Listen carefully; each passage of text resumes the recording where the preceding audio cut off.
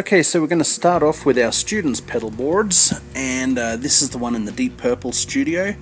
On the far right of the board we have a Jim Dunlop Classic Crybaby wah pedal. It has the phasal inductor and it gives it a very traditional vintage wah pedal sound. It's just fabulous.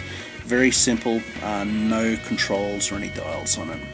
Then over here is the BB Pre by Exotic Effects, and we're going to zoom in on this because you can see that the LED is right above the stomp switch, and this is their very earliest version of this pedal. It's very organic. It allows it to get a medium level of overdrive, but it's still very transparent that you can hear your clean tone come through. Then to the left of that one we have the MIFX from Australia Blues Pro Overdrive. It also doubles, as you can see, the little switch on the top as a fuzz pedal as well as the overdrive. And again, it's a medium overdrive, works very well for Marshall EL34, EL84 type amps. So yeah, just beautiful pedal. Then the next two overdrive pedals that we have here is another one by Exotic Effects, the AC Booster in yellow, and it gives you like a Vox type of a tonality. It's sort of a lower overdrive pedal, but just fabulous all the same. And then finally the Marshall Stack in a Box is achieved with the MIFX Crunch Box, which is just a really versatile, very rich, full of harmonic content, and that's more of a distortion pedal as it clearly labels there. Then we have, similar on my board, the Ernie Ball volume pedal, which again, its main function isn't in the typical sense. It's more that just when the students are unplugging and plugging, I dial it back so you don't hear that annoying hiss and pop and everything that you normally get when leads come in and out. Then up on the top row here we have our Carl Martin Classic Chorus.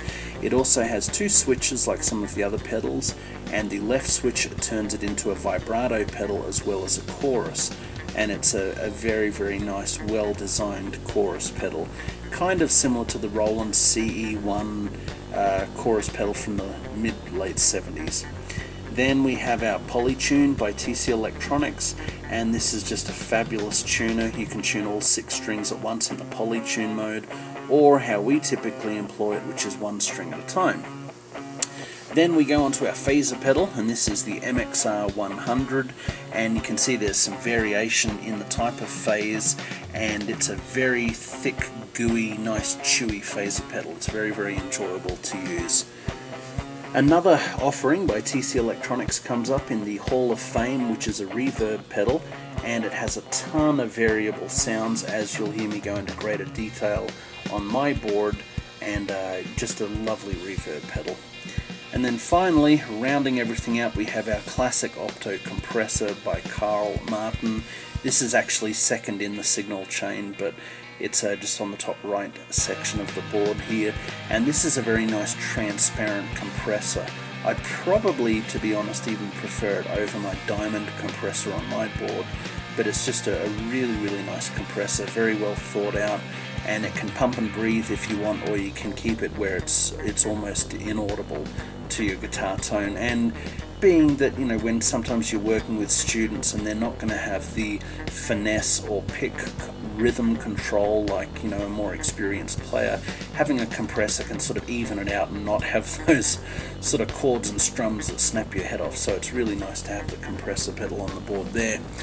And that is all housed in a 32-inch Pedal Train Pedal Train Pro board. All the wiring is kept underneath. You can see some of the yellow jackets, that's the George L cables, as well as just regular patch cables.